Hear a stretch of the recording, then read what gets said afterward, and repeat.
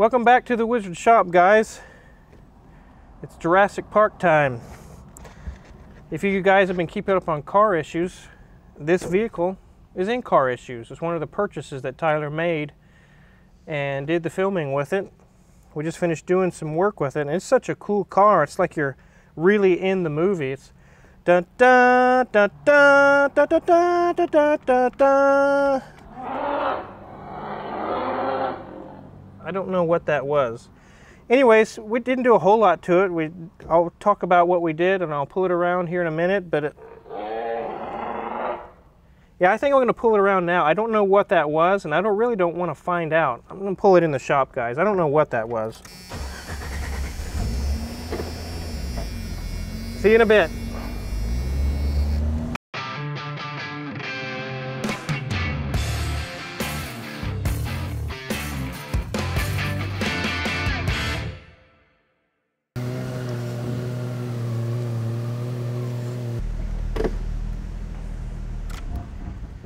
Okay, at least we're indoors now, a little bit safer maybe. I might have to close the doors if that keeps making that noise at us. This is a 94 Jeep Wrangler. It has another one of the most bulletproof engines you can buy. It's the Jeep 4-liter inline 6. But that's not why this vehicle was here. It's been running and driving fine, not really a whole lot of issues, but as Tyler's been moving it here and there back and forth after the show is over, it starts slipping, and it's getting worse and worse. The transmission is slipping, and finally he was driving it one night and it just wouldn't go anymore. You could just gun it and it was done. He had to have it towed here. I pulled it in, I tried it out, and again it did the same thing. It won't go anywhere. So we pulled the transmission pan, and it was just full of debris, full of clutch material, and I knew it's time for a transmission rebuild. This has the 904 transmission in it, which is only a 3-speed. It does not have overdrive in these years, which made it actually cheaper to rebuild the transmission. My mentor, the guy I learned a lot from, is a 40-year, he was a Chrysler Master Tech. He has 40 years of combined mechanical experience. And the guy rebuilt transmissions for Chrysler through all the dealerships during the years of the Dodge minivans and all the different transmission failures they had, and they were dropping like flies, and he was the main man. He was the one to get these things back on the road for them. So I know he would know what to do on this. One of the things I was going to talk about and give you guys a few tips is you're driving down the road in whatever car it is that you have, and you have transmission trouble. What's the next step? What happened? What do you do now? Well, the last thing you want to do is to keep trying to drive it. So, well, I just can make it home. The problem is there's all kinds of metal parts inside the transmission that may be reusable, that may still be good, but if you sit there and just keep running and scrubbing and tearing it up, they're just costing yourself more and more money. Your rebuild price is going to grow and grow and grow. It's best just to stop, pull over, call a tow truck. Get it to your reputable, trusted mechanic. In this day and age, this isn't 1950s. You don't have old Joe in the back rebuilding transmissions and putting them back in. It doesn't happen like that anymore. It's just like going to the doctor. You go to your general practitioner, and then they refer you to specialists if you have other issues that need further investigation. Same thing here, same thing in a mechanic shop. You bring it to the shop, we find out the transmission's bad. We can remove it, and we as general mechanics are going to take it to our trusted transmission shop. And that's what I did. And he went through it and rebuilt it. I fully trust his work because he's done so many of these, countless. He doesn't have enough fingers and toes to how many transmission for Chrysler he's rebuilt. So anyways, we got it back, we put it in, flushed the cooler lines and filled it up, and it just runs and drives great now. Totally fixed. Now back to some of the issue I was talking about. If you're in your car and the transmission goes bad, you get it to the shop, they look at it and they say, oh, transmission's bad. And you say, well, how much is it going to cost? The cost is so variable. It can be so variable. This one was able to be rebuilt for 750 bucks. That's cheap. Because it's a 3-speed, there's no overdrive unit on the back. You start getting into newer transmissions, especially, that goes from 750 to 1750, and it can easily be 2750 on some of the newer it can just really escalate. So it depends on what kind of car you have, how much is it going to cost. A lot of newer cars actually have what's called CVT transmissions nowadays. Mini Coopers, Honda Insights, Toyota Priuses, Nissan Maximas, Nissan Altimas. A lot of them have the CVT transmissions. And there's one thing I can tell you, your local rebuilder is going to turn you away on a CVT transmission. Nope, they don't rebuild those. Most guys don't get into that stuff. It takes a lot of special tools, and it's a completely different ball game inside of a CVT transmission. It's not clutches and packs and solenoid and stuff like what you're used to on these. It's a belt with pulleys that change their diameter. It's a whole different ball game. They're going to turn you away very likely. I know because I've gone through a lot of the Nissans that had issues in the years 04, 5, 6, 7 Altimas where the CVT goes bad. Take it out, take it to this shop. They're like, hell no. So we go to this shop, try this one out. Nope. So we went to another one. These are reputable, big-time transmission shops in Wichita. Nope, nope, we don't mess with that. What a common thing with dealerships these days with the CVT transmissions is an exchange program.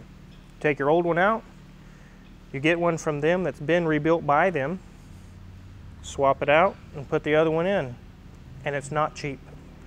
I think on one of the Altimas I can remember it was $3,500 or $4 grand to swap out a CVT transmission.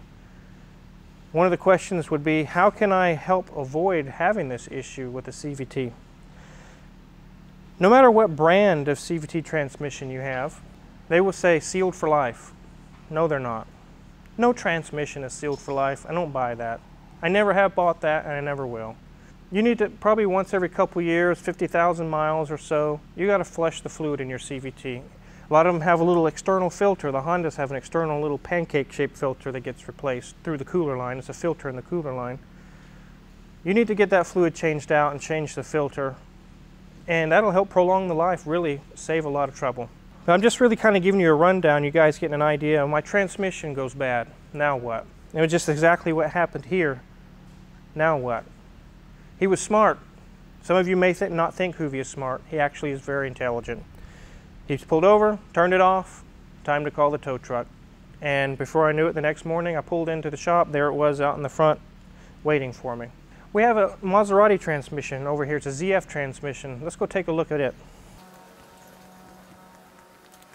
Give you guys a little look inside of a transmission. This is a ZF 6-speed out of that Maserati Quattroporte. One of them, like you saw in Tyler's video, we had gotten one that was sent to him by J&J Auto, and they didn't know any better. They sent it and thought it'd help us out, and it ended up being a bad one. It had been in a flood. But it's still, we can still look inside of it. We've got the mechatronics out of it. Being this is a bad unit, it's really not usable anymore. But you can see little stacks of clutches. There's drums, there's clutch discs, all kinds of different metal parts in here that if your car starts slipping and you're breaking down, you're on the side of the road and you say, I'm just going to floor it and try to make it home, you could have to buy whole new drums, whole new cages that hold the clutches. You could really cost a lot more money than it's worth to try and make it home. The $100 tow bill is going to be cheaper than having to replace all these parts. It may be that they can get in there and just do a basic rebuild and be back in business, but if you run it into the ground to get home, you might end up paying very dearly for that. So that's what I'm trying to get at, help you guys out. If you get into that situation, it's best to just give it up. I'm done. I'm not going any further. Over here is a valve body. Sometimes you can have, here's a whole slew of solenoids. They open and close different circuits inside the valve body to open and close clutches and bands and different things. You might just have a couple of these have gone bad, and that's all that's wrong with it. You won't know until a mechanic looks at it, but as you can see, all these parts and all these pieces is not something for your general mechanic to be dealing with. It needs to go to a specialist if you have issues, a transmission guy That's all he does is transmissions all day, every day. Transmissions, transmissions, transmissions. So he knows when one comes to his table, he knows, oh, this is this style of transmission. I already know pretty much what's wrong with it. This is blah, blah, blah, and he goes through it. And I don't do that kind of work here, so I leave that to the pros on the transmissions. Here we have a 93 Lexus Sc 400. It's not here for transmission work. It's been to several shops in Wichita, and nobody can figure out what's wrong with it. I already have some general ideas of what's wrong, but I still have a few more checks. But I'm going to show you guys the transmission under here. Some of you already know what a transmission is, but there's many of you who drive every day back and forth to work, and you're like, well, where is the transmission? I don't even know. I mean, I kind of know what it is, but what it looks like. But let me show you where they're at. On a rear-wheel drive vehicle, it's basically right by your right foot. Your foot's going to be up here in the wheel well, and there's your transmission. It sits basically in the middle of the car, behind the engine, and there's a drive shaft going back to the rear wheels. So when we pull the transmission, this is what we pull this out, separate it from the engine and pull it out.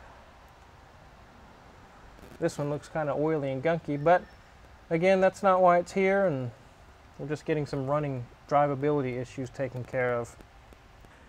And then there's cars that don't have an automatic transmission, like this one that has a manual. What typically can go wrong with these is the clutch goes out.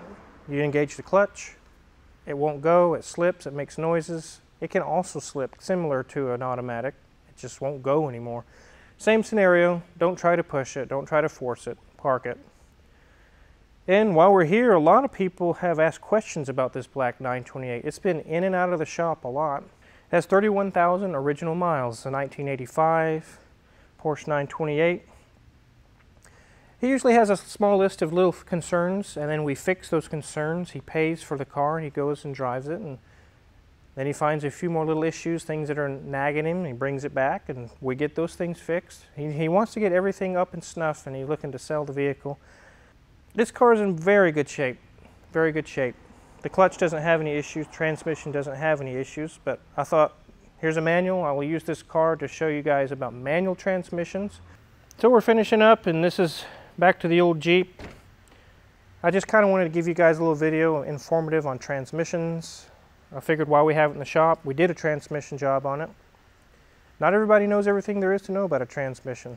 You know, like I said, this was in Car Issues. And a lot of you are saying, where can I watch Car Issues, or where can I see it? They've been showing it on Sunday mornings here and there. Check your local listings and see, it may pop up.